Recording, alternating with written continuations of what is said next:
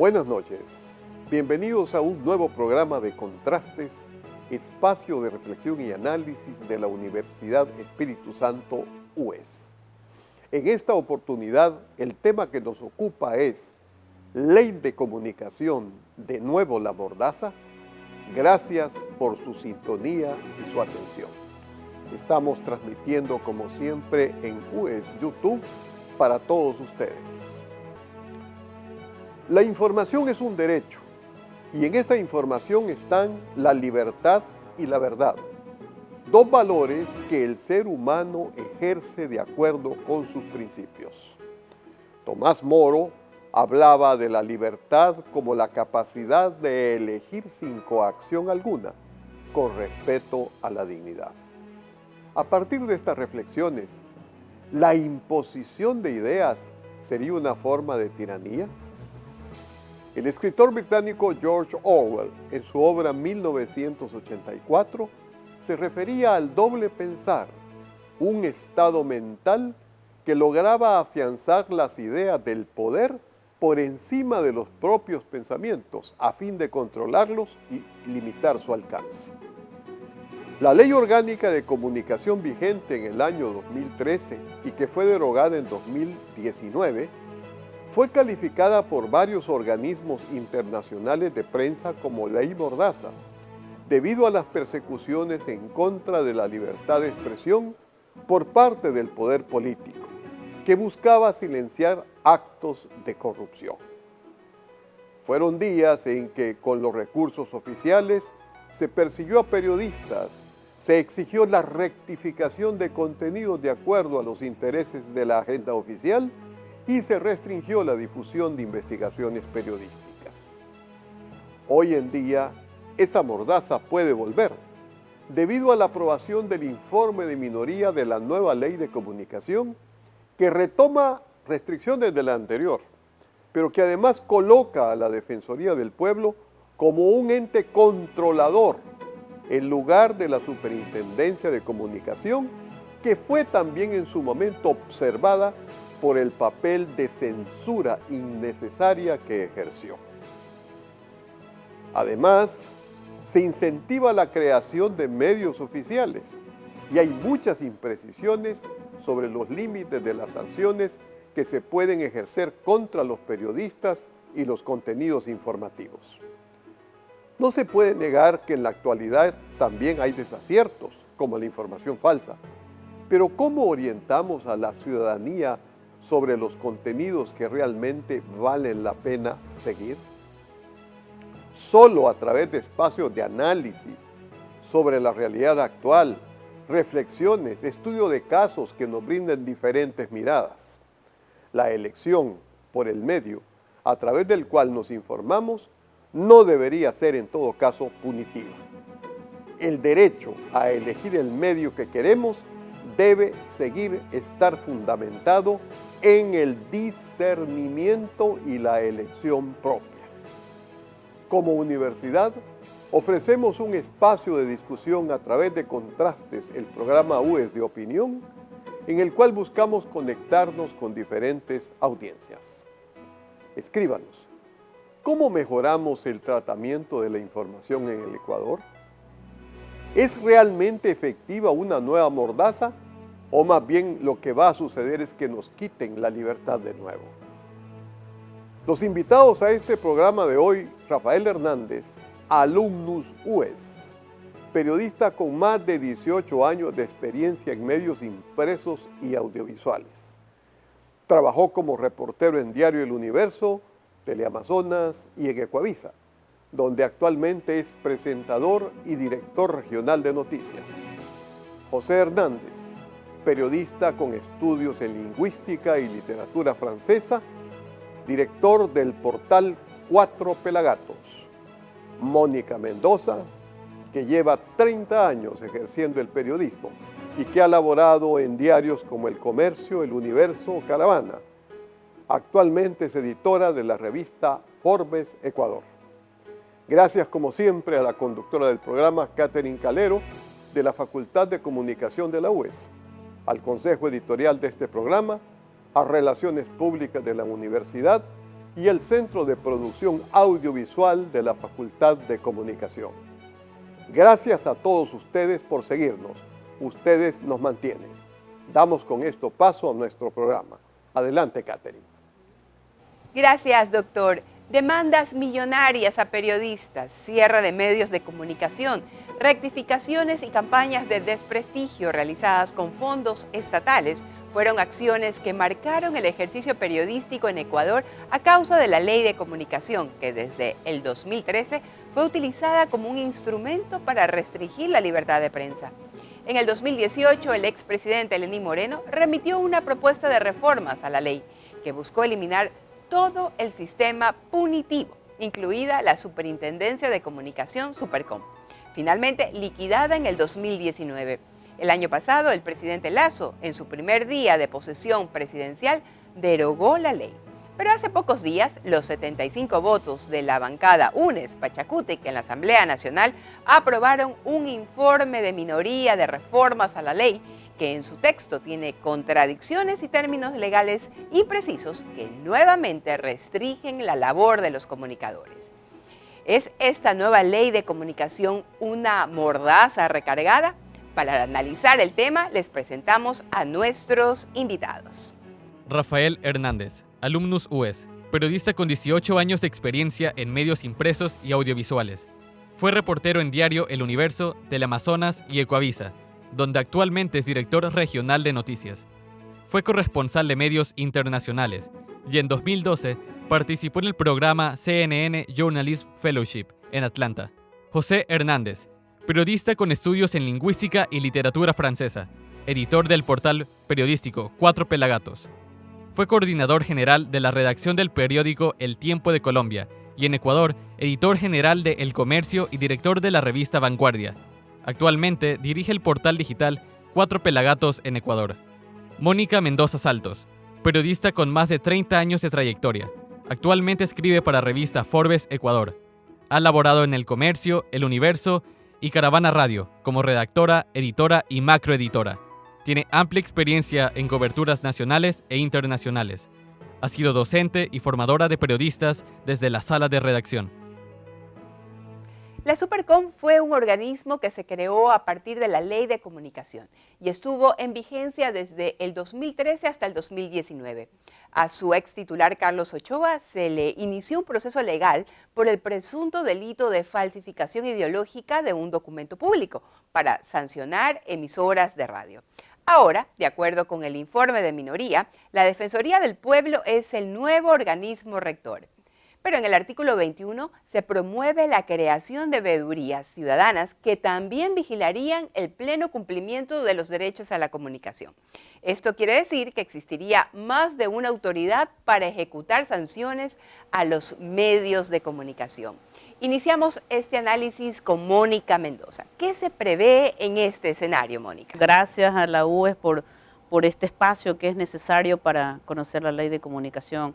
La Defensoría del Pueblo para mí es el nuevo censor de los medios de comunicación. Se convierte en la nueva Supercom, hasta cierto punto desaparecida en el 2019. Según esta normativa aprobada, esta institución sería la encargada de iniciar procesos de protección de derechos de conformidad con sus competencias o ejercer acciones constitucionales que le asistan. Es decir, tiene para hacer todo. Entonces, tiene que vigilar, tiene que controlar, tiene que llamar a capacitación, tiene que decirle a los medios de comunicación qué es lo que deben y no deben hacer. Entonces, si bien la normativa no establece sanciones específicamente, sí es muy amplia, porque no se considera sanciones penales, económicas, pero ni administrativas, pero sí al ejercicio periodístico, porque los periodistas tenemos que pasar a una capacitación y los medios de comunicación tienen que publicar lo que esta defensoría o el defensor considere que se ha incumplido, porque además en cada provincia se deben crear estos defensores, si es que ya no existen, hablamos de más burocracia, que van a hacer estos trabajos, o sea, van a llegar a las redacciones. ¿Cómo van a hacer ese control además? Con tantas plataformas, con tantos productos de comunicación que hay actualmente. Creo que es un tema que debe ser vetado totalmente junto con la ley, como ha anunciado el presidente Lasso. José, ¿qué nos puede decir sobre el tema de la Defensoría del Pueblo? el papel, el rol que está jugando en este momento según este proyecto de ley? A ver, Catherine, primero gracias por la invitación y un gusto estar con Rafael y Mónica. A mí me parece que el tema de la Defensoría hay que verlo como parte de los funcionarios del Estado y parte del mecanismo creado por el correísmo que no se desbarata, porque lo que hay que entender en la ley de comunicación, Catherine, es cómo está hecho el mecanismo. Esto obedece a un mecanismo. El Estado está diciendo en forma enfática la ley que el Estado garantiza la verdad de la información. Dicho de otra forma, hay una verdad. Bueno, estamos en una iglesia. Y entonces, bajo esa metafísica de decir que hay una verdad, el Estado se atribuye el derecho de saber qué es la verdad y de garantizar a los ciudadanos que esa es la verdad. Contra eso, ya para eso, con esa ley, con ese artículo, ya esa ley hay que derogarla. Porque si partimos de ahí, ¿qué significa la Defensoría del Pueblo? Significa los agentes del Estado que son los que van a velar porque esa supuesta verdad y esa ley, que es una ley represiva, es una ley regresiva, es una ley absolutamente castradora de lo que es la libertad de expresión, entonces ese es el mecanismo, ese es la veeduría es la que se va a encargar de hacer cumplir esa ley. Entonces, bajo ese esquema, Catherine, podemos decir que la veeduría, contrariamente a lo que se espera que sea la veeduría, que es la Defensoría del Pueblo, perdón, que es la que supuestamente vela por derechos, en este caso se convierte conceptual, política y legalmente en un organismo de control, en un organismo que viene a aplicar una ley regresiva y que es contraria a la libertad de expresión. José, sobre este mismo tema, el artículo 43 indica que los medios comunitarios se regirán por su derecho propio. ¿Estamos hablando de que hay carta abierta para sanciones y sancionadores sin límites? Por ejemplo, en las comunidades indígenas. Bueno, pero es que, a ver, si los medios comunitarios se pueden regir bajo su mecanismo, ¿por qué no los otros? Ahí podríamos estar hablando de lo que es la autorregulación. La autorregulación se debería entender así, ¿no es verdad? Que la autorregulación, ¿por qué no la autorregulación? ¿Qué es lo que debería existir en vez de una ley? Yo he sido contrario siempre a que existe una ley. Hay códigos de deontología, Catherine, que son los que regulan la actividad periodística en una redacción. Y los periodistas son gente que son profesionales de la información. Dicho de otra forma, tienen unos códigos, tienen unas formas de hacer. Y lo que estamos viendo es que en esas formas, en esa deontología, en esa práctica, se introduce el Estado para venir de alguna manera, a imponer lo que es su verdad y a hacer que las prácticas periodísticas sean absolutamente reguladas desde afuera. Y entonces, ahí hay una cuestión que es interesante que se llama la censura previa, Catherine. Y entonces, la ley dice que la censura previa debe facultar a que periodistas, si se les antoja, puedan desconocer a sus editores. Yo quisiera, para que la gente entienda, plantear un tema muy rápido, que es el de una empresa que hace productos y que tiene códigos de calidad y que tiene procesos de calidad. La información se parece muchísimo a un proceso de la fabricación de un producto. Ese producto tiene que tener códigos de calidad y tiene que estar garantizado por la empresa y por el equipo que se encarga de hacer ese producto. Entonces, si viene ¿en qué empresa? ¿A quién se le ocurre que en una empresa que haga autos, por ejemplo, mandan a un defensor del pueblo a que vaya a vigilar si está bien hecho o no el carro? Entonces, a eso a nadie se le podría ocurrir. Pero en la prensa sí se les ocurre. Dicho de otra forma, un redactor podría decir que en aras a su estilo, ¿no? Algunos se creen García Márquez a los 25 años, ¿no? Y algunos creen que ya tiene la información lo que se requiere y el editor no tiene derecho a venir a decirle que revise la estructura de la nota, la arquitectura de la nota, los contenidos de la nota, contraste de la información, los datos mismos o la escritura de la nota. Él no tiene derecho, porque bajo este esquema se dice que la censura estaría ejerciendo censura previa. Entonces, Catherine, estamos en un sinsentido. Esta ley es un sinsentido donde un Estado que se atribuye la verdad genera a un ente que es el encargado de hacer cumplir lo que a los políticos imaginan que debe ser el periodismo, y se meten a las redacciones desconociendo absolutamente los procesos de producción de la información y pretendiendo generar desde la política códigos de calidad a la información. Catherine, pero yo quisiera añadir algo en la línea que dice José. O sea, si un medio de comunicación incumple, está obligado, según esta normativa, a publicar lo que sea correcto según el que reclame. Y además va a recibir capacitación de contextualización, contrastación y otras clases de periodismo que se supone que el medio de comunicación o el periodista que aparentemente cometió el error o que incumplió la normativa debe recibir esa capacitación. O sea, redacción, contrastación.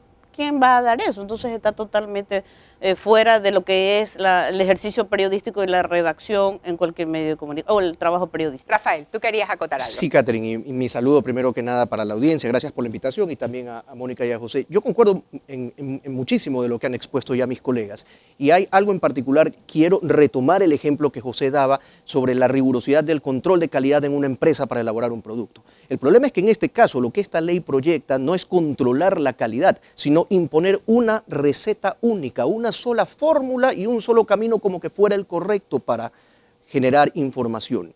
Y eso es realmente algo muy preocupante, porque básicamente le resta toda la opción de la pluralidad que los medios de comunicación como un colectivo tienen, con la posibilidad de enfocar de 1000 maneras una misma noticia, o de por igual optar por no publicar las mismas noticias, sino encontrar diferentes temas que son tópicos de interés de la ciudadanía. Entonces, al final del día aquí, lo que potencialmente esta ley deja, y que no es solamente un potencial, es básicamente resucitar una ley que ya en Ecuador la hemos vivido y hemos visto en la práctica lo que esa ley pudo hacer, es intimidar a los medios al punto de caer en la autocensura por el temor de no ser luego regulados por este ente que ahora se lo atribuyen a la Defensoría del Pueblo, que antes fue el Consejo de Comunicación o Cordicom, pero que en el fondo tiene un mismo potencial, que es el de imponer y dictaminarnos exactamente qué hacer.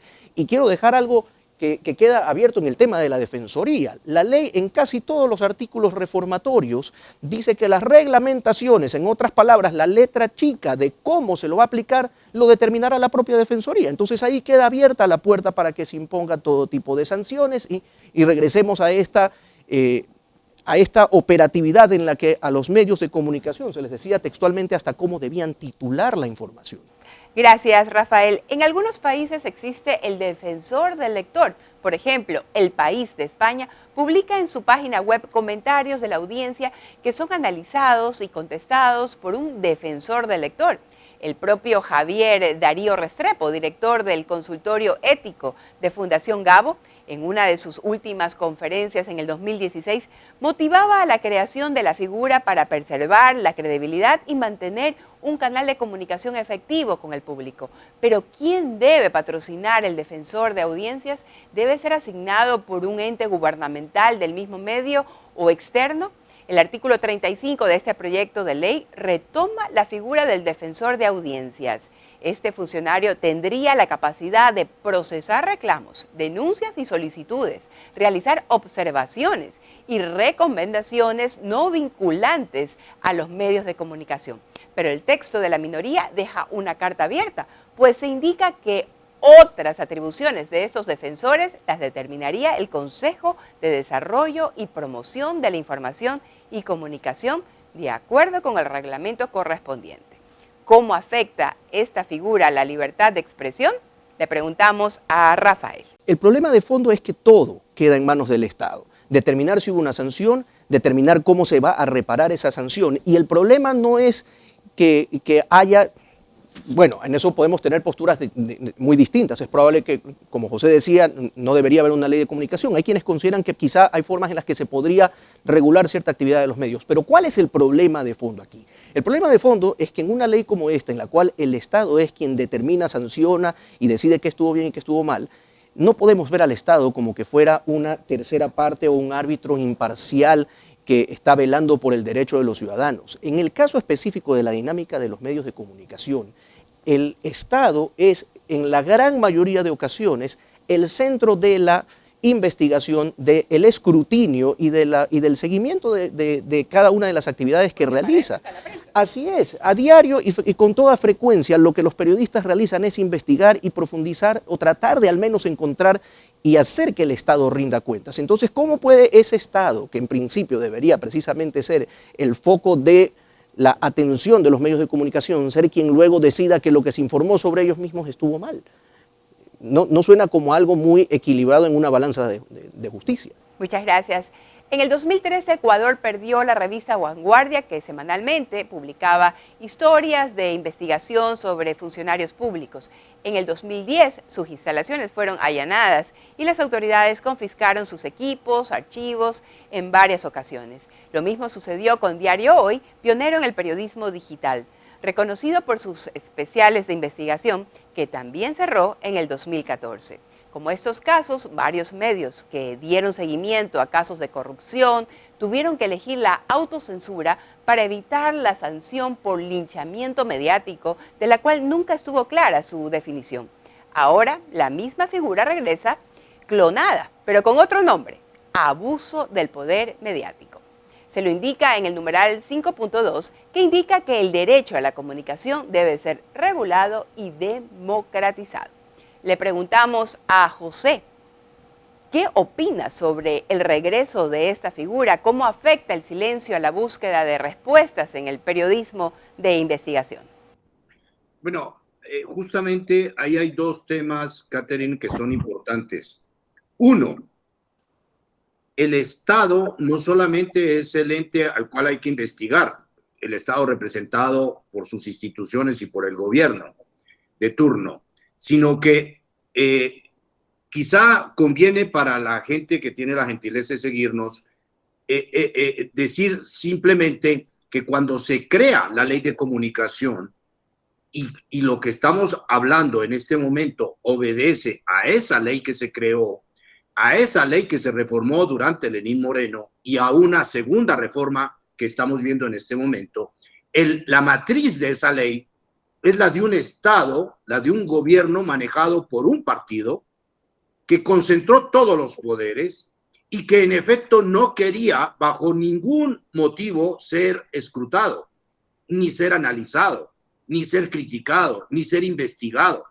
Y eso fue lo que generó, Catherine, toda esta administración opaca, corrupta, que conocimos como la administración del Correato. Entonces, estamos hablando específicamente de eso. Ellos inventaron el término del linchamiento mediático, que ¿qué significa?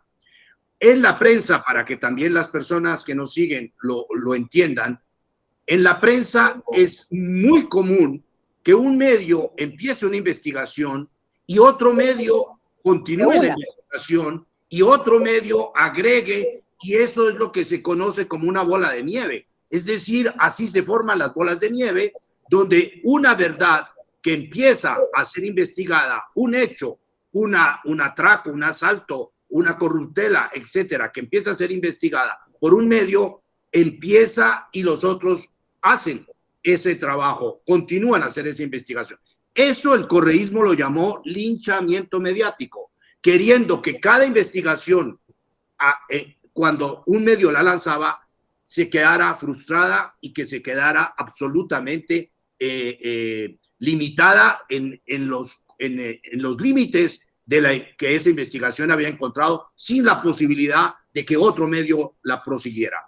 Entonces, eso es lo que ellos llamaron linchamiento mediático. Decir, estaban haciendo cargamontón. No, los medios no hacen cargamontón. Los medios lo que hacen es que uno empieza y los otros empiezan a buscar más y más información.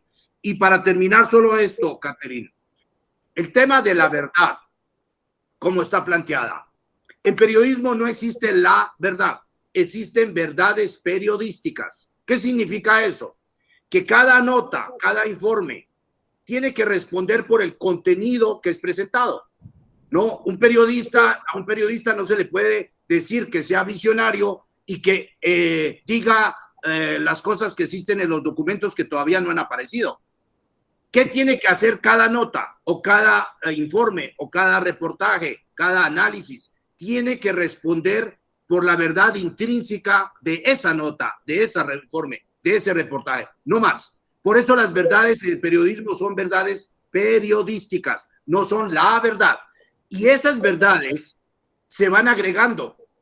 Y entonces cada medio lo que tiene es que ir respondiendo por lo que publica. Y así se hace que, por ejemplo, ahora con el caso de los DRUP, fíjense que por el caso de los DRUP, hasta hoy no se sabe la verdad oficial, que es la que la justicia está en este rato indagando. Este rato está el proceso por los DRUP. Después del 2008, estamos hablando de cuántos años después que llega ese caso a la justicia. Si nosotros asumiéramos que la verdad es lo que dice la ley, no se podría publicar nada hasta no conocer la verdad, es decir, toda la verdad, que cuál sería en cada nota, cuál sería la verdad, ¿no? Entonces, eso significa que ahí hay una trampa y que las verdades en periodismo no existen, existen las verdades de cada nota o de cada informe que se presenta. Gracias. Y ocurrió algo, Katherine, añadiendo datos a lo que decía José, que yo creo que la nueva generación de periodistas no recuerda o no vivió lo que pasaba en las redacciones, en el correato, como dice José Hernández. Según Fundamedios, 3.045 agresiones en los últimos 14 años entre el 2007 y el 2017 contra los medios de comunicación, y eso incluían sanciones. Y ahora, escuchando a José, recuerdo lo que pasaba en esa época. Yo trabajaba en el diario El Comercio y la redacción tenía un abogado. El abogado revisaba todas las notas antes de publicarlas para ver si cumplía la verdad que exigía el gobierno en esa época. Y muchos reportajes no se pudieron publicar hasta no tener la versión de cualquier institución del gobierno en esa época. Y tal vez si después de varias semanas se publicaba y dejábamos constancia de este reportaje, se pidió la versión del Ministerio X, llegaba la rectificación o la réplica en ese sentido. Entonces, cada día el abogado pasaba en la redacción, era un editor más que revisaba toda la información. Esa era una forma de autocensura también, y que no se publicó mucha información. No se puede hacer periodismo de esa forma, Mónica. No, definitivamente no. Es una autocensura a la que muchos periodistas llegaron. Entonces ya, ¿publico o no publico? ¿Tengo esto? No. O sea, está fiscalizando al poder, ok. Como decía Rafael, el Estado es al que tenemos, entre otras instituciones, que estar vigilando también. Y entonces se convierte en juez y parte, lo que ya pasó. La Supercon, que sancionaba, que era juez y parte, investigaba, abría los procesos, hacía toda la investigación. Y lo que se menciona ahora, y las potestades más que se le da al Consejo de Comunicación, y de largo nombre y confuso, por tercera vez se le cambia los nombres, es además la integración, la función ejecutiva, los consejos de igualdad, los consejos de participación, los gobiernos autónomos, el Consejo de Educación Superior, las facultades de comunicación, el Consejo Consultivo y Regulación. Y aquí no está la sociedad civil, no hay gremios periodísticos, eso también. Y en los cuales, dicho sea de paso, hasta en la conformación del Consejo Consultivo y del nuevo Consejo reformado, el peso sigue siendo mayoritario del Estado. Así es, totalmente. Irónicamente, en otro artículo, hasta las veedurías ciudadanas, que en la última reforma lo que dice es, tienen la opción de organizarse libre y espontáneamente, ahora dice que las promoverá el Estado. Entonces, ¿qué tan independiente y qué tan ciudadana es una veeduría que se impulsa desde el Estado? Rafael, definitivamente el Estado no puede meterse en el ejercicio periodístico, pero sí hay normas deontológicas que hay que cumplir desde la carrera, ¿no? ¿Quiénes deben de estar a cargo de que se cumplan estas normas deontológicas dentro del periodismo? Bueno, para comenzar, la postura correcta y ética de un medio de comunicación es comprometerse a cumplir con su propio código deontológico. Y ahí hay algo que es importante y que creo que también creo que hay que ponerlo sobre la mesa, y es que lamentablemente este tipo de leyes que tienen una intención paternalista asumen que el consumidor, en este caso el televidente o el lector o el radioescucha, es una suerte de bebé ingenuo que no tiene la capacidad de entender y dilucidar cuando la información que le está poniendo X medio de comunicación no es correcta o no ha sido manejada de manera ética. El espectador es muy inteligente y tiene una gran intuición y fácilmente se puede dar cuenta de cuando está siendo manipulado, y lo que hace es simplemente cambiar de medio y buscar otro. Entonces, el propio medio de comunicación se termina haciendo harakiri si pretende manipular de manera permanente. No hay forma de permanentemente manipular la información. ¿Puede ser que en algún momento se lo haga? Sí, no podemos tampoco cegarnos a esa realidad, pero hacerlo de manera permanente lo único que va a terminar haciendo es que el propio medio termine desprestigiado. Rafael, la academia, ¿dónde queda? ¿Dónde quedan las escuelas de comunicación? ¿Dónde quedamos nosotros, los docentes? Tú fuiste alumno de esta facultad, estás en tu casa en este momento. Es que yo creo que es muy sano, Catherine, que desde la real ciudadanía, que puede venir desde la academia, puede venir desde los gremios, puede venir desde cualquier parte, genere su opinión, genere si vale decirlo de alguna manera, su propia revisión de lo que ocurre. Este tipo de foros incluso y de debates son muy sanos para que también nos convirtamos en autocríticos de nuestra labor. El problema de fondo es que en esta ley eso yo no creo que es lo que se está impulsando. Se está impulsando que todo surja desde el Estado, que todo pase por el Estado y que todo responda al Estado. Muchísimas gracias. Ante esto, imaginemos el siguiente escenario. Una investigación periodística que revela una información importante está por salir al aire, pero el defensor de audiencia no está de acuerdo con su difusión o no comparte que se le dé el seguimiento respectivo. Para cumplir la ley o evitar persecución, ¿habría que elegir la autocensura otra vez? Para empezar, el defensor no debería llegar a la redacción en ningún medio de comunicación. El jefe en las redacciones, en el canal, en la radio, son los editores.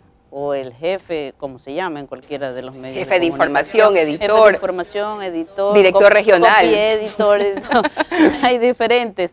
Entonces no debe estar el defensor antes de la publicación. Ya recordaba la realidad que ocurría años atrás con la presencia del abogado que llegaba ahí a la mesa central de la redacción. Tampoco tenía que estar ahí ese abogado. Tampoco tenía que llegar, pero era una forma de protegerse también, porque había sanciones económicas, sanciones penales a las que estuvieron sometidos los medios de comunicación. Y yo creo, Catherine y José y Rafael, que esa ley de comunicación, en lugar de buscar más sanciones y cómo controlar a los medios de comunicación, lo que se debe, si es que debería existir una ley o no, es proteger a los periodistas también. O sea, hay un capítulo por ahí que se menciona la protección de los periodistas, que cambia en este proyecto aprobado, se limita a 4 o 5 actividades en relación al informe de mayoría que contemplaba más actividades. Pero, por ejemplo, recordemos el caso del equipo periodístico secuestrado y asesinado en la frontera norte. Hasta ahora el Estado no ha desclasificado la información y no se conoce lo que realmente pasó ahí. No hay una verdad, como decía José Hernández, no hay una información. Y entonces esa ley de comunicación más bien debería considerar la situación actual de los medios de comunicación y de los periodistas, en qué condiciones se está ejerciendo el trabajo actualmente, en diferentes plataformas y productos. Por ejemplo, la pandemia ha dejado entre todos los sectores, sobre todo los medios de comunicación, en una crisis que se ahonda cada vez más. Entonces, hay investigaciones que han hecho como organizaciones como la Fundación Periodistas Sin Cadenas, que establecen que más de 23.000 periodistas o trabajadores de la comunicación fueron despedidos durante la pandemia y actualmente están peleando con los medios de comunicación o con la justicia por el pago de sus liquidaciones, y gente que está en medios de comunicación que están impagos. Hay el caso de Diario El Comercio, Diario La Hora, esta organización también menciona El Universo, radios. Entonces, en esa situación de indefensión que están los periodistas, ¿eso qué significa para el ejercicio periodístico y para la libertad de expresión? ¿Qué calidad también de información se puede en estos momentos dar cuando los periodistas muchas veces de radios tienen que depender de una pauta publicitaria? Esos son los temas que creo que deberíamos también debatir e incluir en esos proyectos de comunicación, o cómo se está formando actualmente a los nuevos periodistas. Exactamente, como desde la academia. Hablábamos, desde la academia, qué perfil de periodistas, qué perfil se necesita en la actualidad, de acuerdo a tantos cambios. ¿Qué es lo que estamos demandando en el mercado? ¿Qué es lo que se está queriendo? Creadores de contenido. O sea, esas son las cosas que debemos debatir y no estar creando más sanciones, Más ni mordaz. formas, ni sistemas para controlar a los periodistas y a los medios de comunicación. Mónica, creación de más medios públicos. ¿Qué opina usted sobre esto? Catherine, el Estado no ha podido con los medios públicos que ya incautó, los medios que creó, todo este pool.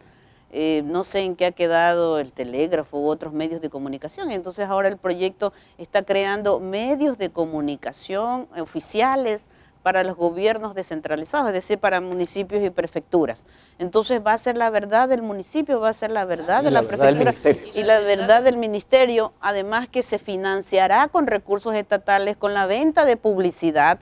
Pero si ya hay investigaciones de medios de comunicación que han evidenciado que el municipio de Guayaquil gasta $700.000 en un programa de audiovisual, entonces, ¿esto en qué va a quedar? O sea, es la versión, como dice José, contraponer la versión, o sea, van a ser unos competidores de... No, es que no es... Pero con ventajas. Pero por supuesto, con recursos suficientes para publicar, que de hecho ya hay esas publicaciones, porque los medios tradicionales incluyen estos suplementos o revistas institucionales, ya tienen sus medios de comunicación. Entonces, pero ahora se crea por ley estos medios de comunicaciones oficiales que no va a llevar a nada bueno. José, tus comentarios. Ahí hay un tema que es conceptual y de fondo. El correísmo, uno de los daños que hizo el correísmo al país fue desaparecer los hechos y hacer que el periodismo fuera una fábrica de versiones. Entonces, si el medio, después de una investigación, decía que tal ministro había cometido una irregularidad, bastaba con que hubiera un boletín del mismo ministro o de la secretaría de esa época para decir que no, y entonces el partido quedaba empatado. Entonces, el correísmo desapareció los hechos y el periodismo lo redujo supuestamente a ser una fábrica de versiones.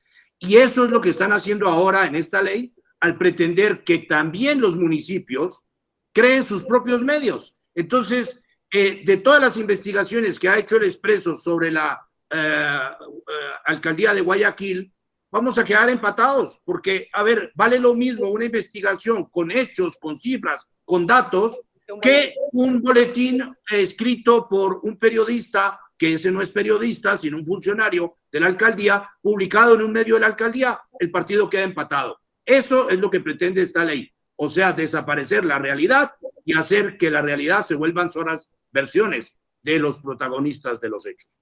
Esta pregunta va para los tres, de acuerdo a sus trayectorias profesionales, de acuerdo a su experiencia, a todo lo vivido. ¿Qué está en juego en este momento con este proyecto de ley de comunicación? José. Gracias, Catherine. A ver, ¿qué está en juego? O sea, no creo que, en juego, pues sí puede estar la libertad de expresión, pero yo creo que, Mónica, el tema es que Correa se rompió los dientes contra la prensa. Correa nunca la pudo vencer. Ese es el problema. Correa le hizo un inmenso daño a la prensa. Inmenso, inmenso daño. Pero Correa no la pudo vencer a la prensa. Y es la prensa la que ha sacado toda la ropa sucia, toda la mugre del correato. Entonces, hay que entender primero que ellos van a querer siempre acallar la prensa. Y hay un tema ahí, Catherine, que es importante. Yo creo que para que la gente que nos escucha es muy importante. Esta ley la hacen políticos en la Asamblea Nacional, que tiene, cuando la gente de los que hace los sondeos es generosa, el 5% de popularidad en el país. Segundo, esta ley la hace el grupo de Correa con los indígenas, con más de la mitad de esos asambleístas investigados, con problemas en la Contraloría y en la Fiscalía General de la Nación. Estamos hablando de delincuentes haciendo leyes. Entonces, Catherine, no es muy difícil de entender por qué están de nuevo yendo contra la prensa. Porque la prensa es el espacio de una sociedad donde definitivamente esa sociedad tiene unos profesionales cuya tarea es ayudar a esa sociedad a entender en qué procesos anda, ayudar a entender qué tipo de administración tiene y qué tipo de políticos están administrando el Estado. Y si esos políticos fueran tan transparentes como dicen serlo, nadie se explicaría que estuvieran creando las leyes que están creando para poner talanqueras y poner obstáculos al libre ejercicio de la prensa. Gracias, José. Rafael. El periodismo va a continuar, eso hay que dejarlo claro, pero sin duda podría presentar muchísimos obstáculos. ¿Pero qué está en juego? Yo pienso que está incluso en juego la estabilidad de trabajadores de los medios de comunicación. Porque si nos vamos a otros aspectos que ni siquiera hemos podido alcanzar, porque evidentemente el tiempo no nos daría, el que haya imposición de comprar contenidos, por ejemplo, de producciones nacionales sobre un porcentaje de la facturación, ni siquiera de las ganancias de una empresa, sino de la facturación, implicaría que en un año como el 2020, en el que la mayoría de medios salieron con saldo en contra, estaríamos sumándole más leña a ese fuego de inestabilidad económica, inestabilidad financiera y por ende más despidos y más trabajadores o más periodistas de los medios de comunicación sin oportunidades laborales. Mónica ya enumeró todos los que se quedaron sin empleo precisamente por la pandemia. Y lo único que esta ley, en ese aspecto en específico, que no lo hemos podido quizá profundizar, hace es agudizar y poner en mayor riesgo a los periodistas en vez de protegerlos. Mónica. Catherine, a mí me preocupa que muchas veces la ciudadanía no se da por enterada de estas cosas o cree que la libertad de expresión, la libertad de prensa y la comunicación solo atañe a los periodistas y a los medios de comunicación, pero no es así. O sea, está el derecho de la ciudadanía a estar informada, a tener esa información de las investigaciones que mencionaba José y las que mencionaba Rafael, de todo lo que se está haciendo en el Estado y que la corrupción, además, no solamente es de los gobiernos pasados, sino también del actual gobierno. Hay algunos casos por ahí, aunque se han querido librar y decir ningún funcionario de este gobierno está inmiscuido. Entonces no es de antes, no es de ahora, es de siempre que los medios de comunicación y los periodistas tienen que estar fiscalizando al poder y a todas las organizaciones que reciben, entidades que tienen fondos públicos como los municipios y las prefecturas, y todos los organismos del Estado. Por lo tanto, esta ley de comunicación sí es una amenaza a los medios, sí es, pero vamos a seguir adelante. Y ok, el presidente ha anunciado que la va a vetar totalmente, pero dentro de un año pueden volver. Y también hay otro tema que no quisiera pasar por alto, es el tema de incluir el contenido de interculturalidad, que tal vez la gente no lo sabe, que ya existía en la ley de comunicación y que durante muchos años se obligó a los medios a publicar, creo que un 5% de su contenido en el caso de los medios impresos, y que se puso otra vez de manifiesto o en debate durante las manifestaciones y las paralizaciones de junio, que se decía los medios de comunicación deben visualizar el trabajo de las comunidades indígenas, la interculturalidad y todo eso, pero eso no ha sido suficiente. Obligaban a los medios a publicar esa información, pero el país no ha dejado de ser racista, el país no ha dejado de ser discriminatorio contra algunas comunidades de este país. Por lo tanto, ese es otro debate que también se debería hacer. En otro programa, Mónica. En otro programa. Le invitamos, Mónica. Y en otra ley de comunicación, pero creo que esa es la realidad, Catherine. ¿Qué deben de hacer los ciudadanos ante esta amenaza a la libertad de expresión? ¿Qué piensan ustedes que deben de hacerse desde la ciudadanía? José. A ver, Catherine, yo soy bastante escéptico sobre qué debe hacer la ciudadanía, porque la ciudadanía no es, y la realidad empuja a que la ciudadanía esté muy ocupada en temas de sobrevivencia, en temas del empleo, en temas de la seguridad, etcétera. Entonces, me parece que lo que debería hacer la ciudadanía, por supuesto que debería hacer muchas cosas, masa crítica, entender que este es un tema que no es de la prensa, este es un tema de libertad de expresión, ¿no? Hoy no hay forzosamente solo las reacciones, digamos, formales, instituidas de los grandes medios, hay muchos portales, hay mucha gente que se está expresando, hay mucha gente que está tratando de hacer periodismo en un momento en el cual lamentablemente para este oficio las condiciones son muy adversas, ¿no? No hemos hablado, Caterina, de una de las cosas más importantes que hay ahí, es el tema de cómo la ley que estamos analizando es apenas un parche de una ley mucho más grande que ya generó un daño inmenso a la prensa. Por ejemplo, doy solo un ejemplo.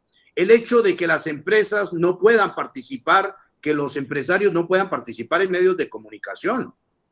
Entonces es inaudito, porque estamos, si no pueden los medios, si no pueden los empresarios estar en los medios, sino solamente hasta el 6% de lo que tengan en sus empresas, ¿no? Bueno, pues entonces, ¿quién hace medios? ¿Quién hace los medios de comunicación? Cuando sabemos que la buena información cuesta mucho dinero. Cuesta mucho dinero. Entonces, estamos hablando ahí de un tema que tal vez la sociedad no es consciente, Catherine. No es consciente de que finalmente, si no hay medios, la pregunta es cómo se va a enterar la ciudadanía de lo que hace el poder. ¿Cómo se va a enterar de qué hace su alcalde, su prefecto, su presidente, sus ministros, sus asambleístas? O sea, ¿cómo se va a enterar de qué hacen los grupos económicos? Estamos hablando de otros poderes que hay que auscultar igualmente. ¿Cómo se va a enterar de las corruptelas que hay? Entonces, claro, ese es un tema muy amplio, muy álgido. La sociedad ojalá se diera cuenta que en la buena información está el principio básico para ser un gran ciudadano y tener una mejor ciudadanía, una mejor esfera pública. Gracias, José. Rafael. Dos cosas puede hacer la ciudadanía: manifestar su inconformidad. Afortunadamente en este tiempo todo el mundo tiene la oportunidad de hacerlo, hay muchas plataformas para hacerlo. Y dos, acordarse de este tipo de situaciones cuando llegue X o Y político a tocarle su puerta y pedirle su voto. Con eso me quedo. Mónica.